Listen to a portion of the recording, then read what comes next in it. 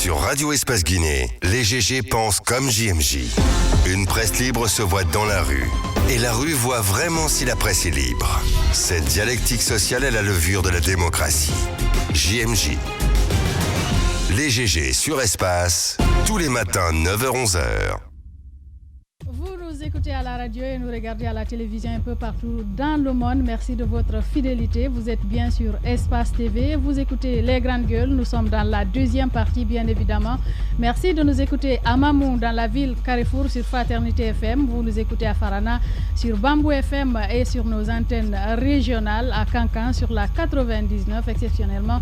Et sur les autres, c'est sur la 99.7. Merci de votre fidélité. Merci à Sola Media qui relaie également les grandes gueules sur les réseaux sociaux, sur Facebook notamment.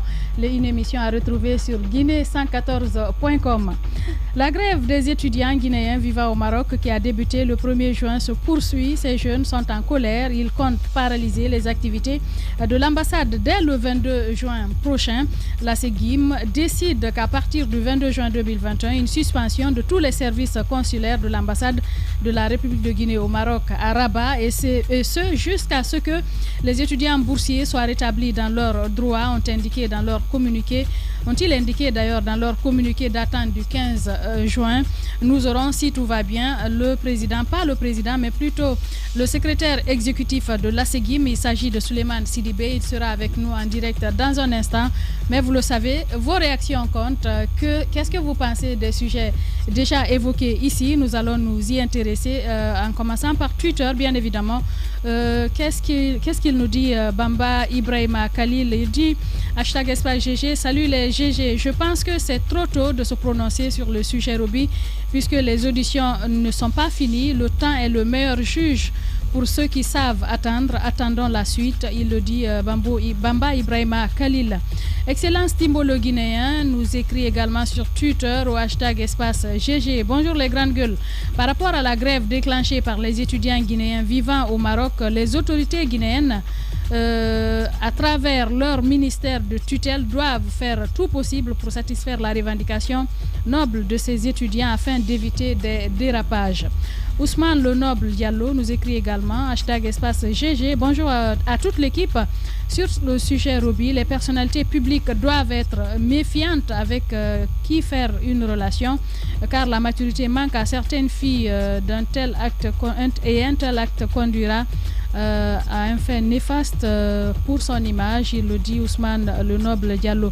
Emmanuel Yombuno nous écrit également bonjour les chroniqueurs, vous êtes des journalistes célèbres.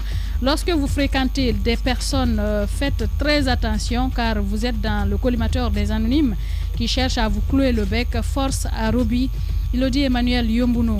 Nous partons à présent avec Patekourou Diallo qui nous écrit également sur Twitter. Cette affaire Roby Belinda donne à réfléchir. Est-ce qu'elle avait une intention de nuire à l'image du journaliste ou le jeune s'est rattrapé par ses actes? Mais si le viol est avéré, je crois que la solidarité n'a pas de place. Que la justice punisse le fautif, il le dit Patekourou Diallo. Voilà. Nous partons avec Keta Mamadi, Dr K, hashtag Espace GG. Bonjour les grandes gueules. Cette fameuse affaire de Roby et Belinda, il y a des non-dits. Moi, j'ai du mal à croire que Roby soit capable d'un tel acte. Et si c'est le cas, ça serait vraiment dommage. Mais laissons la médecine légale et la justice trancher. Mamadou Dia au Guinée nous écrit également sur Twitter. Bonjour les GG. L'affaire de viol, tant d'autres sont devenus monnaie courante en Guinée. Cela est dû à l'inefficacité de notre justice. Mais attention, interpeller une personne n'est pas forcément synonyme de sa culpabilité. Alors évitons les préjugés spontanés, il le dit. Wassalam. Ibrahima Souri Kouyaté nous écrit également sur Twitter. Avant de clouer qui que ce soit au pilori, il va falloir faire preuve de retenue et ne pas tirer de jugement hâtif en attendant que médecins et enquêteurs finissent leur travail. S'il y a violence ou diffamation, que le coupable subisse les rigueurs de la loi. Hashtag Espace GG. Nous partons donc sur d'autres plateformes. Qu'est-ce qu'il nous dit cet SMS? Il dit bonjour Diadia et à toute l'équipe. C'est pour le taureau de l'Insan. Le retour de Laurent Gbagbo nous donne à réfléchir. Plus de 3000 morts, aucun coupable. Vraiment, c'est une insulte pour le peuple ivoirien. Par ailleurs, Pour le cas Roby, laissons la justice faire son travail. Bon vendredi à tous. Il nous écrit pour le taureau de l'Insan. Nous partons cette fois avec Sinani qui nous écrit également. Bonjour Yaya et à toute l'équipe de GG. L'arrivée du panafricain dans l'âme Laurent Gbagbo en Côte d'Ivoire est un acte salutaire pour la vraie réconciliation.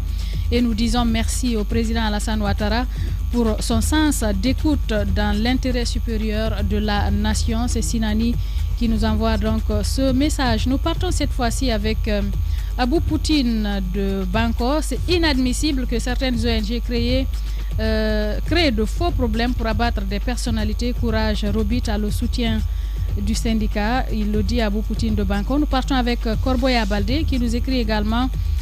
Qu'est-ce qu'il dit? Il dit bonjour Yaya, c'est Corboya Baldé depuis Lambagny. Disons-nous la vérité, certaines de nos sœurs doivent se retenir avec ma vérité. Je pense qu'il ne faut pas faire de jugement Corboya. Laissons, comme les autres l'ont dit, la justice faire son travail. Il dit à nos parents de prendre leurs responsabilités. Nous allons partir avec qui d'autre? C'est bonjour Yaya, c'est Abdul Karim Mouloba. Le retour de Laurent Gbagbo doit inspirer la jeunesse. Je pense qu'on a déjà lu. Non, il dit doit inspirer la jeunesse africaine pour qu'elle refuse de mourir pour un politicien, car maintenant il va se retrouver avec Ouattara dans son palais pour prendre du champagne. Il le dit, pour prendre du champagne politique Onkojina. Abdul Karim Mouloba donc qui nous envoie ce message. Nous continuons donc avec vos SMS, toujours avec vous. Bonjour la radio école, moi c'est Saïdou Yaouki depuis Kindia. Il est temps qu'on crée une association des hommes victimes du chantage sexuel, les hommes publics, méfiez-vous des femmes. Il envoie donc ce message. Voilà ce qu'on pouvait dire sur les messages qu'on a reçus. Très très nombreux, c'est vrai qu'on a du mal aujourd'hui à accéder au 657 39 13 13. Je ne sais pas trop ce qui se passe, mais nous continuons cette émission avec vous Antoine. L'actualité, c'est aussi ces étudiants du côté du Maroc qui promettent de paralyser les activités de l'ambassade. Oui. Et pour une fois, je soutiens cette manifestation de rue parce Antoine, que tu n'as pas à soutenir. Mais si, je vais soutenir parce que là, ça devient trop. Dans ce pays, Madame So, malheureusement, pour réclamer son droit, il faut parfois débrayer, il faut parfois manifester pour obtenir ce que nous voulons. Ces jeunes-là, tout le temps, le dénoncent dans ce studio. L'État envoie ses élites à l'étranger, il envoie ses enfants à l'étranger pour étudier, on les abandonne là. Chaque année, faites la remarque, au Maroc, il faut qu'on manifeste pour entrer en droit. Pas qu'au Maroc. Mais généralement les, au Maroc, oui, tout à fait. Les boursiers de l'État. La Séguim, c'est même la 10e, je crois. La énième fois. La énième fois qu'on en parle dans ce studio. La Séguim, généralement, pour avoir sa bourse, il faut qu'il manifeste. Ils veulent paralyser l'ambassade le lundi. Ils veulent paralyser les activités de l'ambassade le lundi. Je me dis que c'est une annonce qui est faite afin d'amener l'État à réagir. Et Khalil Kaba des Affaires étrangères, à mon avis, doit prendre la parole, et même le ministère de l'Enseignement supérieur doit prendre la parole, pour au moins répondre aux demandes de ces jeunes étudiants. Ils disent que leurs appels, ils ont fait un préavis de grève qui n'a pas été entendu, ils ont émis l'avis de grève qui n'a pas été pris en compte. Ils décident cette fois-ci, le 22, si jusque-là on ne leur répond pas, ils décident de débrayer. Depuis le 1er janvier, la grève a commencé, mais ils veulent passer à la vitesse supérieure dès lundi en paralysant toutes les activités de l'ambassade du côté du Maroc. Je me dis que la situation arrive à ce niveau. Ça arrive à ce niveau parce qu'ils n'ont pas eu d'interlocuteur en face. On a un ambassadeur au Maroc pour justement prendre en compte les préoccupations de ces enfants. C'est pas l'ambassadeur qui gère. Non, attention Antoine, ce n'est pas l'ambassaire la cible de cette grève, c'est plutôt le directeur général de l'Office national des bourses. L'ambassadeur n'est pas engagé. L'ambassade est dans la cible des jeunes. Non, l'ambassade est paralysée. L'ambassade est la seule porte guinéenne en territoire marocain. Non, attention. Aujourd'hui, l'ambassade est la porte de la Guinée sur le territoire marocain. Pourquoi vont-ils à l'ambassade? Ce n'est pas une première. Même l'an passé, écoutez, Antoine, le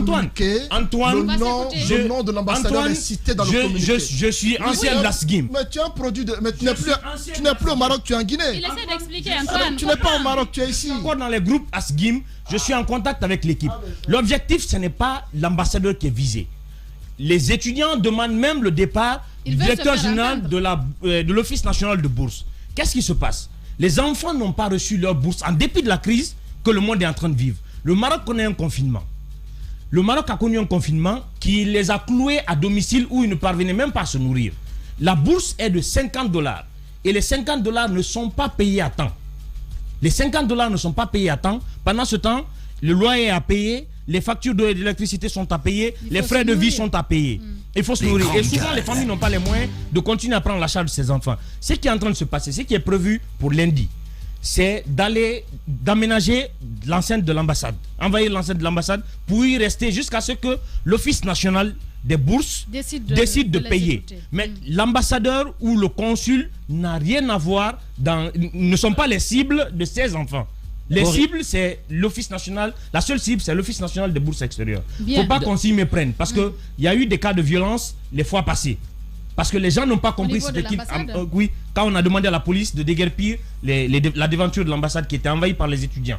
Donc, cette fois-ci, il faut bien préciser pour qu'on évite l'amalgame. Les enfants ne sont pas là contre l'ambassadeur John ou le consul, non. Ils sont là pour que, à travers l'ambassade, l'Office national agisse. J'aimerais juste, je pense que l'ambassade, quand même, c'est la porte d'entrée de la Guinée sur le territoire marocain. Et s'il y a un problème concernant un citoyen guinéen, je pense que c'est légitime d'attirer l'attention de l'ambassade. Maintenant, par rapport à la bourse, parce que c'est près d'un demi-siècle que la Guinée paye ses bourses aux étudiants qui vont dans le royaume chérifien pour les études. Maintenant, on parle de $50 par mois et c'est payé en tranches. Par exemple, pour la première tranche avait été déjà payée à hauteur de $200 pour le mois de septembre, octobre, novembre et décembre. Donc aujourd'hui, ils réclament la deuxième tranche, la troisième, plus les primes de vacances. Parce que souvent, l'État donne des primes de vacances autour de $500 pour les primes de vacances. Maintenant, sur la plateforme de revendicative, ils disent qu'ils demandent l'arrivée des bourses. La deuxième et la troisième tranche, plus les primes de vacances, l'arrivée de la caisse de sécurité sociale, caisse prenant en charge les étudiants en cas de maladie. Donc, cela aujourd'hui n'est pas fait. Je pense que pour les autres pays, le Sénégal, le Mali, ils ont dépassé cette étape. La Guinée... La Gambie, j'ai écouté les étudiants hier. Tout à fait. Et la bourse est plus élevée. Oui. Est plus élevée, voilà. Ils ont dépassé cette étape-là. Et nous, on est toujours à la queue du peloton. Et plus loin, ils demandent le départ de Dr Mohamed Diobaté, qui est le directeur de l'ONAP, c'est-à-dire l'Office national des bourses extérieures, et une grande garantie certifiant désormais le non-retard des bourses. Alors, ils demandent aujourd'hui une garantie de la part des autorités guinéennes, notamment à travers ces structures compétentes, de formuler quelque chose pour éviter à ce qu'ils tombent dans le même scénario. Mais on sait que c'est une tradition. Chaque année, ça se fait. Maintenant, moi, je pense que c'est l'image même du pays qui est affectée. Parce que la politique étrangère d'un pays est tributaire aussi de sa capacité éducative, culturelle, économique. Lorsque l'éducation à l'étranger est mise à mal, je pense que ça n'honore pas le pays, ce n'est pas une première. Moi, l'année dernière, j'ai échangé avec une Sénégalaise, une amie qui me disait, mais en Guinée, chaque année, nous, on est là pour les études, mais à tout moment, les Guinéens, ils montent au créneau, ils demandent à ce qu'on... Ils dénoncent. Pendant qu'il y a beaucoup quand même de nationalités qui sont au Maroc, ceux de la sous-région, qui sont au Maroc et qui finalement assistent malheureusement à ce spectacle décevant. Maintenant, il ne faudrait pas peut-être accuser aujourd'hui cette crise économique dans le pays. Peut-être ça n'a pas commencé ça n'a pas commencé maintenant. Je pense qu'il faut qu'il y ait une célérité. Ce sont des représentants de la Guinée, c'est les futurs cas du pays. Ils ont besoin de ces bourses, non seulement pour tenir debout, mais également, qui connaît un peu le rythme de vie au Maroc, ce n'est pas facile. Donc aujourd'hui, il faut que même le ministre des Affaires étrangères, parce que c'est le lieu, c'est vrai qu'il est en train aujourd'hui de se battre, notamment avec la mise en place du Conseil des Guinéens de l'étranger, qui quand même peut aussi être un instrument qui va essayer de répondre à tout cela, parce que dans chaque pays aujourd'hui, ce Conseil est installé, donc il y a le Haut Conseil qui a été installé par décret. Espérons qu'il va aller au-delà et répondre un peu aux demandes de ces jeunes, parce que ça fait près d'un mois, ils sont en train de solliciter l'État guinéen, mais jusque-là, il n'y a pas de suite logique. Madame Yero, ce que j'ai envie d'ajouter, c'est qu'aujourd'hui, l'État guinéen doit comprendre que chaque étudiant guinéen vivant dans un pays à l'étranger est un ambassadeur de la République de Guinée dans ce pays-là. Et la décence de vie, c'est la décence de votre pays. Il y a des pays, quand ils vous citent leur bourse, vous avez honte de parler en tant que Guinéen de ce que vous recevez comme bourse. Et de surcroît, la misère de $50 qu'on donne aux étudiants, qui ne fait même pas leur loyer et leur transport, ne vient pas à temps. Ce qui fait que les étudiants se retrouvent dans des situations où ceux qui ont envie de travailler ne peuvent pas suivre les cours. Le rythme n'est pas tenable au Maroc. vous n'avez pas la possibilité de travailler et de faire vos cours en même temps. Soit vous vous consacrez au travail, vous abandonnez l'école, ou vous oubliez l'option de travail, vous consacrez à vos études. Aujourd'hui, la majorité des boursiers dont les parents n'ont pas les moyens, qui se retrouvent au Maroc, sont dans l'option où ils abandonnent les cours pour finir dans les centres d'appel. Il faut rappeler que depuis le mois de décembre, ces jeunes tirent le diable par la queue. Parce que c'est depuis décembre, les premières tranches de $200, c'est depuis décembre, octobre, novembre, décembre, c'est fini. Payé. Donc depuis décembre, ils attendent. Donc normalement, là, je pense que la deuxième tranche, ça devait être aux alentours du mois de février. Ce n'est pas venu, ce n'est pas fait. Nous sommes en juin. On est en juin. Donc imaginez, c'est $300, $150 pour la deuxième tranche et $150 pour la troisième tranche. Non. Malheureusement, ça ne vient pas. Donc, et je pense que pour un État, quand même, c'est quand même... Pour finir. C'est à se demander comment ces étudiants arrivent à s'en sortir. Aujourd'hui, ce n'est pas le seul. Non, Pour clore, ce que je veux dire, la première des choses, la première disposition à prendre par rapport à la question des étudiants, c'est d'abord rehausser la bourse. Les $50 avec l'évolution de la situation au Maroc aujourd'hui, laissons-les percevoir leur dû pour cette année. Non, je parle des dispositions qu'il faut prendre. Et deuxièmement, c'est quoi? Les étudiants eux-mêmes l'ont réclamé. Il faudrait aujourd'hui que l'État puisse mettre en place un système de veille sur le trajet suivi par leur argent. Parce qu'eux-mêmes, ils ne comprennent pas que l'État ne dispose pas de statistiques d'étudiants et boursiers au Maroc. Donc, que l'État écoute ces enfants. Et l'ambassade permette à ces enfants d'aller siéger en son sein sans violence, sans dispute. L'image de la Guinée compte. L'image de la Guinée en dépend. Allez-y, Kapsa. Voilà, moi je pense que c'est une situation répétitive qui se répète encore et encore. Et c'est justement ce qu'il faut éviter dans un pays qui se respecte. Parce qu'en soi, quand on prend la situation que vivent les étudiants guinéens, les situations plutôt que vivent les étudiants guinéens sur le Maroc, c'est que ça amène ces jeunes quand même à se retrouver dans une situation où ils ne sont pas les seuls. Il y a d'autres étudiants venant de d'autres pays qui se retrouvent dans les mêmes situations mais qui ne connaissent pas ces choses-là. Alors moi, ça m'interpelle par rapport à deux choses. La première, c'est que l'État guinéen puisse prendre un certain nombre de responsabilités pour que la même chose n'y arrive pas, et surtout qu'il soit à l'écoute de ces étudiants-là. Quand ces étudiants n'ont pas d'interlocuteur, ou quand ces étudiants-là parlent aux gens et que ces gens-là ne sont pas à l'écoute des revendications qu'ils font, naturellement, ça les amène à pouvoir manifester, à pouvoir mener cette action qui compte mener le lundi. Et l'autre chose, en réalité, c'est d'interpeller encore une fois l'État par rapport à ce fait-là. Si on doit à chaque fois amener des étudiants sur le Maroc et qu'on sait qu'on n'est pas à même de pouvoir prendre en charge ces étudiants-là, il est en ce moment important de pouvoir mettre en place un autre mécanisme qui va faire désormais que ces étudiants ne sortent plus de la Guinée et que les conditions soient créées ici pour qu'ils puissent pouvoir mieux se former à partir de la Guinée. Parce que l'exemple était donné ici à un moment donné où avec les universités privées, on avait arrêté les bourses dans les universités, d'envoyer les étudiants dans les universités privées. Mais après, depuis là, il était dit à la base qu'on le faisait pour pouvoir construire beaucoup d'autres universités et renforcer le système éducatif afin que les gens puissent avoir la formation de qualité sur place. Et jusqu'à présent, cela n'est pas fait. Et donc, c'est pour dire quelque part qu'il faut qu'on soit dans une anticipation et qu'une action qui est planifiée à la base ne se retrouve pas à pouvoir traîner tel qu'on est en train aujourd'hui de le connaître. Franchement, il faut une plus grande responsabilité de nos autorités et cela dans tous les domaines. Par rapport aux boursiers de l'État, je rappelle que malheureusement, nous n'arrivons pas à joindre Souleymane Sidibé, secrétaire exécutif de l'ASEGIM. En tout cas, nous nous battons pour trouver un répondant du côté du Maroc. Mafoudi, allez-y sur le sujet. Alors moi je pense que c'est fait exprès. Pourquoi? Ça je sais pas, mais ça fait exprès parce que le cas de ces étudiants... C'est la question que je me pose, parce que moi je ne peux pas comprendre que rien que pour le cas de ces élèves, de ces étudiants du côté du Maroc, c'est pas la première fois qu'on en parle dans ce studio. Ça fait, je crois même la saison dernière on en parlait. En fait, il y a un problème qui existe. Je pense qu'avant même d'en arriver à la grève, ils suivent d'abord le circuit normal. C'est-à-dire, ils informent les chefs hiérarchiques qui aussi informent ceux qui sont ici. Et d'ailleurs, au-delà même de les informer, vous savez que vous avez envoyé des Guinéens pour étudier ailleurs. Il y a un fonds qui est destiné pour leur séjour. Mais qu'est-ce qui peut bien entraver l'octroi, le décaissement de ces montants? Je sais que déjà, on a des problèmes à l'interne. Rien que les boursiers, par exemple les étudiants qui sont à l'intérieur du pays, il y a eu grève récemment du côté de, je crois c'était de Labé ou de Mamou, Kindia. Ils ont grévé parce qu'ils n'avaient pas leur argent.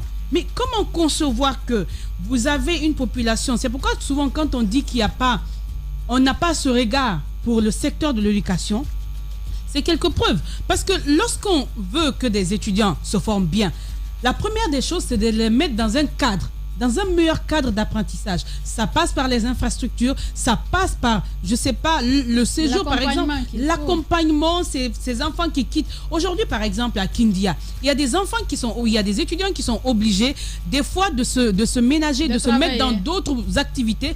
Le boulot étudiant, c'est reconnu, c'est partout dans le monde. Mais après, on se demande quel genre de boulot, pour quel rendement. Vous mettez les enfants en danger. Aujourd'hui, les enfants se retrouvent, c'est l'État qui les envoie là-bas, mais de par le comportement de l'État, les enfants sont obligés de s'adonner à certaines activités. À certaines pratiques. Vous les mettez en danger. Mais attends, qu'on leur permette d'avoir cet argent. Ils sont là-bas. Si certains, à travers leurs parents, peuvent ne pas avoir besoin de ce montant, d'autres en ont ardemment besoin. Je pense qu'il faut qu'on nous sorte un peu de ceci. Et encore une fois, moi je le dis, c'est fait exprès. Je ne sais pas pourquoi. Est-ce que c'est parce que quelqu'un, quelque part, s'assoit sur ce montant-là? Je ne sais pas. Mais il faut qu'on arrête. Ces enfants-là, comme Antoine, je les soutiens. Je les soutiens parce que c'est difficile d'être loin des parents, de ne pas avoir de revenus et d'avoir à étudier, mais de ne pas avoir quoi mettre dans le ventre, quoi avoir pour aller à l'école. C'est des moments très, très durs. Pour ceux qui ont essayé, par exemple, d'étudier un peu à l'extérieur, loin des parents, on sait combien de fois c'est dur. L'État ne peut pas s'amuser avec des choses comme ça. Envoyez l'argent de ces enfants, avant même de parler d'augmentation.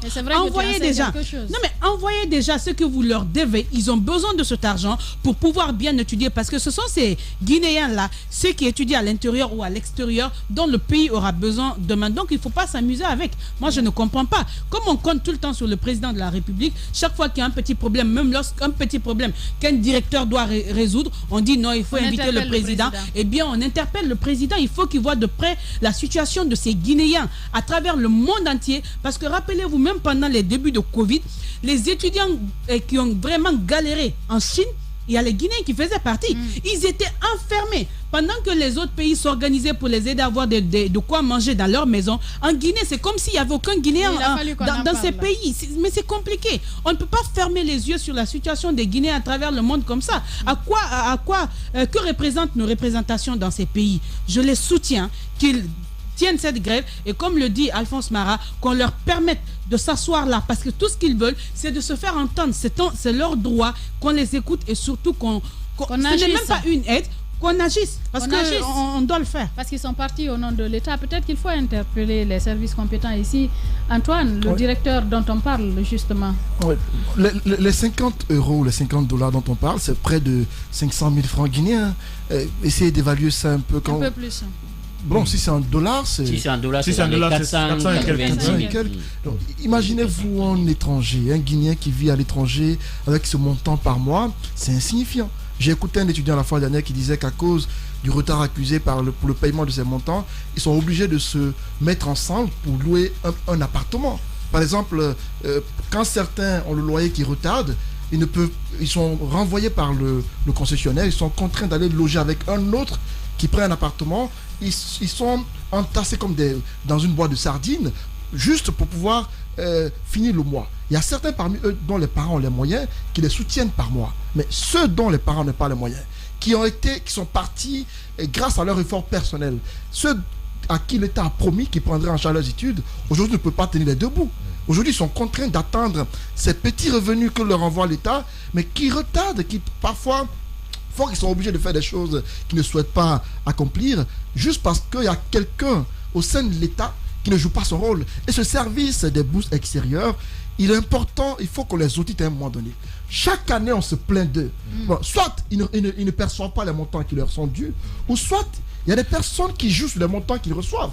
Et à l'interne et à l'externe, les étudiants se plaignent. À l'interne d'abord, la première année, je crois que c'est 80 et quelques 1000 francs guinéens par mois pour la première année.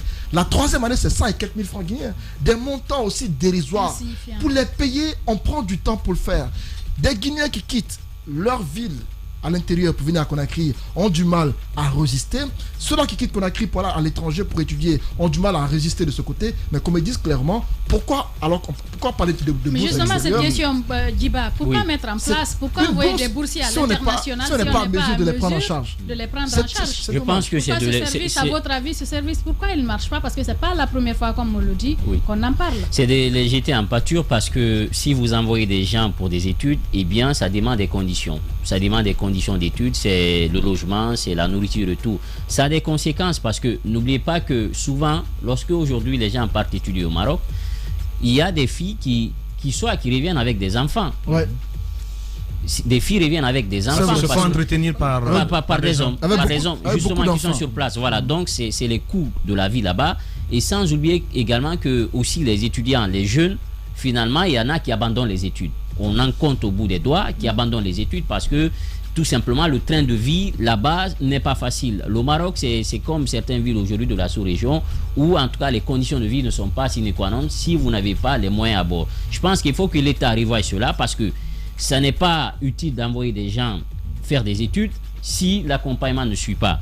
Maintenant, puisqu'il demande aujourd'hui de questionner un peu le rôle de l'ONAB, qui est l'Office national des bourses extérieures, il faut que l'ONAB prenne la parole. Il faut que ceux-ci s'expriment sur cette question pour nous dire est-ce que c'est à Conakry que l'argent retarde, c'est Conakry qui n'a pas envoyé les fonds d'entretien, ou bien est-ce que c'est sur place, il y a un problème d'organisation. Si tel est le cas, il faut que le chef de l'État personnellement s'implique. C'est vrai, aujourd'hui, il dit qu'il faut gouverner autrement.